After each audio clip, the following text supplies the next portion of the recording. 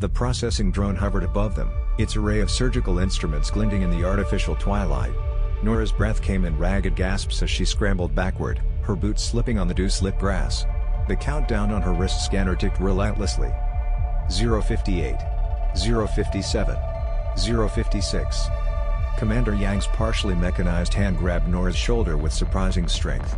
The trees. She rasped, her organic eye bloodshot with terror. They're blind spots in the surveillance grid. Vance didn't need telling twice.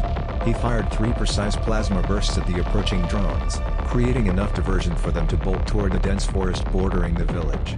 Raj stumbled, his sample case flying open to spill vials and instruments across the grass. "Leave!"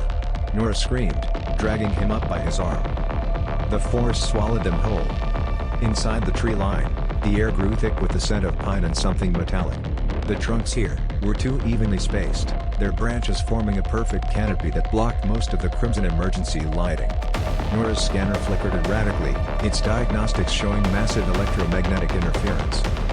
Yang collapsed against a tree, her mechanical components sparking. "They'll send harvesters," she wheezed.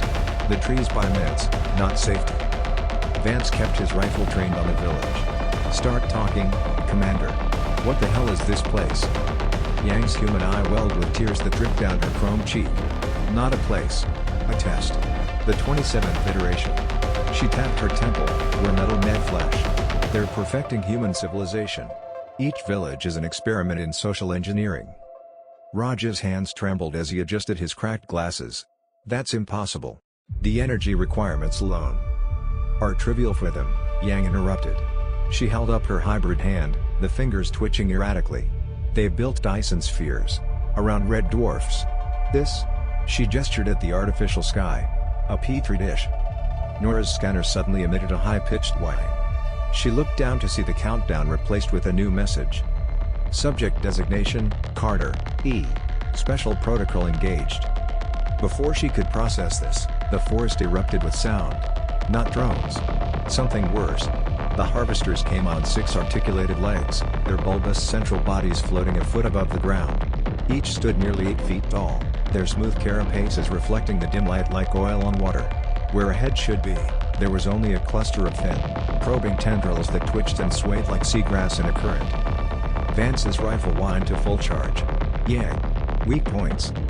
"None that." The first harvester moved faster than anything that size should. One moment it was 20 feet away, the next, its tendrils wrapped around Raj's left arm. The xenobiologist had just enough time to scream, before the appendages pulsed with blue light. Raj's arm turned translucent. Nora watched in horror as his bones, muscles, and blood vessels became clearly visible through suddenly glass-like skin. The effect spread upward to his shoulder before the harvester released him with a satisfied chirp. Raj collapsed, his arm freezing solid and shattering on impact with the ground. "Cold." He shrieked. "Oh God, it's so cold." Yang grabbed Nora's arm. They cataloged biological responses to extreme stimuli. "That one study's freezing." She pointed to another harvester emerging from the trees. "That one burns. That one." A plasma bolt cut her off as Vance opened fire. The shot tore through the freezing harvester's carapace, spraying black ichor across the forest floor. The creature emitted a sound like shattering glass before collapsing. For half a second, Nora dared to hope. Then the trees began to move. Branches twisted like awakening lambs, roots tore free from them. Soil with wet, sucking sounds. The entire forest reorganized itself, trees uprooting and replanting to form a perfect circle around them. A prison of living wood. The remaining harvesters advanced methodically, their tendrils twitching with anticipation. Vance's rifle clicked empty. Raj cradled his stump of an arm, his breath coming in panicked gasps. Yang closed her organic eye in resignation. And Nora's scanner lit up with a new message. Special protocol initiated. Awaiting confirmation. One of the harvesters suddenly stopped mid-stride. Its tendrils quivered, then extended toward Nora in what almost looked like reverence.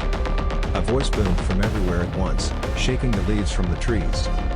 Primary researcher detected. "Welcome home, Dr. Carter." Nora's blood turned to ice. The last thing she saw before the world went white was Vance's face twisting in betrayal.